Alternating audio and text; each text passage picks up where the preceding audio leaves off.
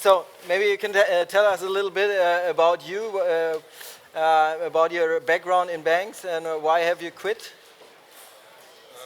Last question maybe takes too long. Okay. I have started in banking in 79. Geht das ein bisschen lauter hier? Okay. So again, I started in banking in 79 as the usual bank apprentice, as we do in Germany. Then I studied economics and started investment banking in 86. For those who think that the advent of technology in banking is a new thing, the first crash I witnessed in 86, and against which 2008 was a kind of children's birthday, was the first flash crash in history. So yes, we did have computers back in 86 in banking. And then I worked for some... Könnt ihr das Mikro ein bisschen lauter machen? Warte, ich schieb das mal hier oben so ein bisschen. Sieht kacke aus, aber kann wahrscheinlich besser werden. Then I started in investment banking, 86, and worked there for something like 25, 27 years, mainly in fixed income trading, and I also was then responsible for the whole capital markets business at several European investment banks. And about digital transformation in finance, is it a huge challenge for the traditional banks, do you think, or are they ready to innovate? Yes and no. I mean, the innovation at banks is a very tricky thing because they are not really the big innovators for several reasons. One is that financial products have no patent rights, and it's very difficult to protect intellectual property. The second, which is a more economic explanation, is because most bank products, especially on the investment side, are produced along the zero cost margin line, and it doesn't cost you anything if you fail, so why innovate? A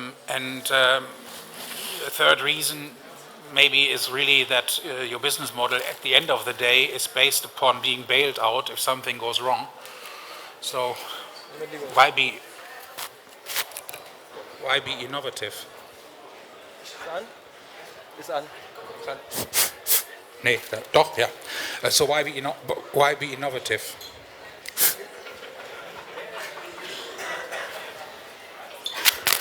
Ja, könnt ihr das? Okay, dann mache ich das so. What I find very positive about what's going on at the moment is that apparently the banks have woken up to the call. I don't think that any bank 5 years ago had something like a research and development department. Today everybody has innovation labs and whatever you call them. And I think 2 years, the mastermind of digitization would be to have a account opening contract as a PDF on your website. So a lot has changed. On the other hand, do they have to be scared? I was thinking, when I listened to the representatives of the previous round, and I don't want to insult anybody or so, but I think we have to look very carefully what targets are attacked. Yeah, these people, what they are looking basically at retail clients, maybe the corporate lending side. I understand all that, but banking at the moment, in size and complexity, is so much more. So what do we do about the 5,000 billion which are traded per day on the currency markets? What do we do about hundreds of billions of collateral that are lying around, idle, unused? And I think that if I have to find an image, I would think that these guys I have seen are denting a car, which is still going strong. Okay. Is it also in the public, in the media, the discussion, will banks survive the next years? I mean, it's just nonsense because they're so relevant to the whole system. They will be much leaner. Yeah, much leaner. But there's one thing, I think I can't really competently talk about all these models of those fintechs, but more to the helicopter perspective. At the moment, we're living in a very, very fragile environment as far as the financial system is concerned.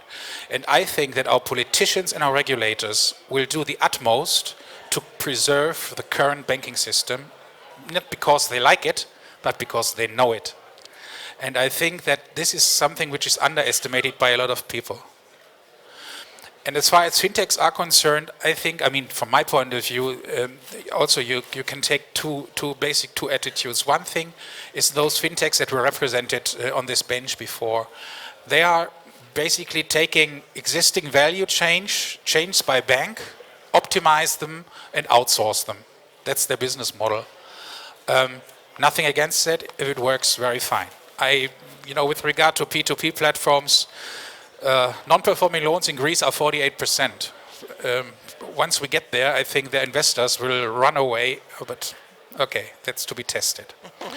The second kind, and this is something where I put very, very high hopes in, is the blockchain-related technology. I know that everybody says that, but the background I'm saying that against is that for me it's not only new technologies should not only be economically and technology viable, but also, call me naive, make the world a better place.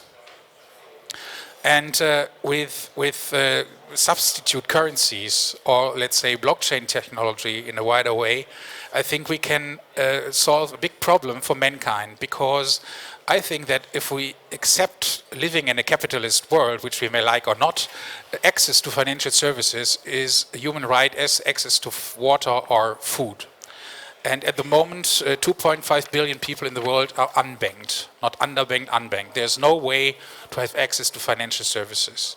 And I think that blockchain technology in connection with devices like smartphones and so on can do a lot to make lives better in that regard, and this is why I have very big hopes on blockchain, and I'm also working with a fintech in Switzerland on that.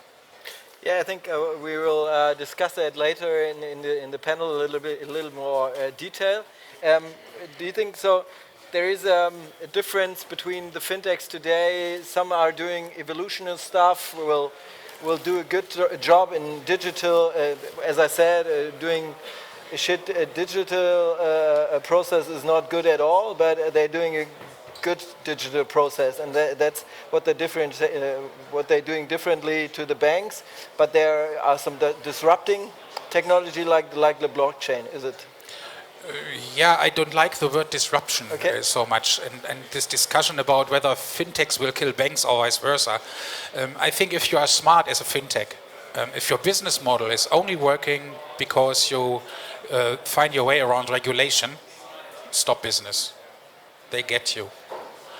And I think it's much more clever at a very early stage to liaise with institutions that have already regulation procedures in place, like banks or stock exchanges. Yeah. I mean, very simple things like KYC, know your client procedures, can be cumbersome, and they have all those routines in place, and they may take out very valuable resources in a fintech, just to deal with all this administrative stuff. Yeah. And I think that's what I mentioned before. We've seen a lot of change there. 1.5 years ago, there was huge debate about breaking banks and how banks will fail in the future. And we've seen that in Germany. There are a lot of corporations and fintechs have realized they need banks. And there are special banks now like Fido or Wirecard who are doing infrastructure bank with a license sponsoring, stuff like that. So there's a huge change. So overall, we can't say fintechs are the better banks. It's the fit of both. Is it? It's important. Yes. Yeah. Yes. And I mean, our payment systems have been devised in the 50s. And I think it's really time to do something about it. And again, coming to the point of collateral, I don't know whether everybody here is familiar with what that is, but banks have a certain settlement risks in the way I pay you, but I have not been repaid. And in order to cover that settlement risk, they put some collateral in form of securities. And that is, as I said, it's something like $600 billion in the world. Now it's very easy in a digital context to eliminate that risk. Just imagine how much leaner everything would become and how much efficient and less costly. Let's talk about, banks are always talking about trust and how much trust they have. But let's face it, there were Lehman certificates and the ethical way of banking. What's your opinion on that? Is banking ethical? Is it just a few people? It might. Yeah. Well, I mean, that's maybe a discussion which doesn't belong here. But it's a. What I find interesting in that regard is that I think that a robo-advised system is more ethical than the one we have. I don't think that robo-advisors sell movie funds to German clients for tax purposes or stuff like that. So in that regard, I think the world will become a better place because, of course, all these advisor procedures have to be shown to the supervisory authorities, and they have to be legally waterproof, what have you. So I think we can have a much more level playing field and quality of advisory if it comes to investing than before. So in open up the market to new customers in funds and stocks, robo-advising is the way of the future. Well, that takes two to tango, yeah. I mean, you get some advice, and then you have to open your mind to do that. I mean, Germans and stocks, it's not a love affair. And I read today that the highest proportion of stocks is in the accounts of 80 to 89-year-olds with 65%. So apparently they're planning to die with that. Yeah, absolutely. Yeah, just last question, maybe.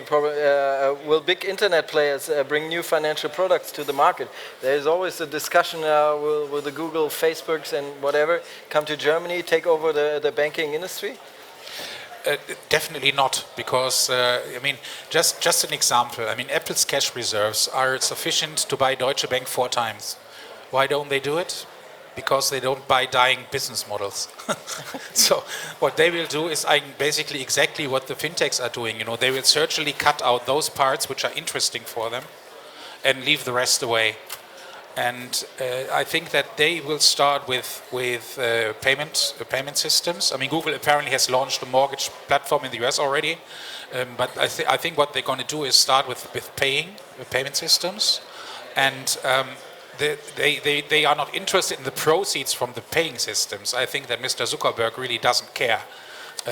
But what he's interested in is information. So if he knows that a Western European male at 54, within the income bracket XYZ, has finances like this and drives a red car or so. So he's much more interested in the information content rather than processing those payments. They're just a means to achieve something else. Is it a huge neglected fields of the banks to use more data to open up to new services? Yes, definitely. I mean, it might sound strange, but even when I was in the apprenticeship, I asked these people why. I mean, we know what cars the people drive. Yeah, I know what their house looks like, whether it has to be refurbished, and we have nothing. We have done nothing with all this information. And that has been difficult, and that won't change very quickly. I don't think so. Because of the trust aspect. Yes. Is it? Do you see that in an international context? Is it a certain in Germany especially that we are reluctant to data services, or all banks are like that in an international basis? I think that it's much more. I mean, in the States, if you look into securitization stuff, yeah. I mean, you can buy certain parts of a street. Yeah, you can buy the buildings on the right-hand side, on the left-hand side. Yeah, even uneven numbers and everything. So they make much more use in using that information and cashing in what they have at their disposal there. Okay, excellent. Thank you very much. Is there any question from the audience to Rainer Voss? Yeah.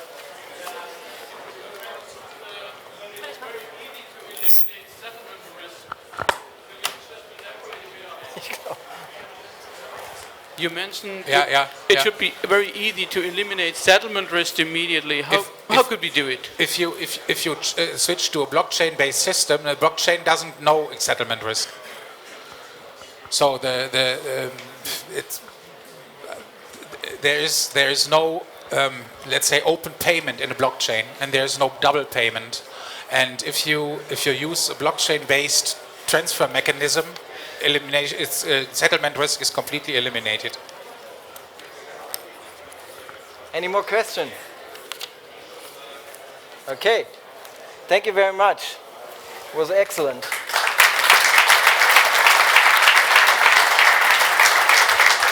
Thank you.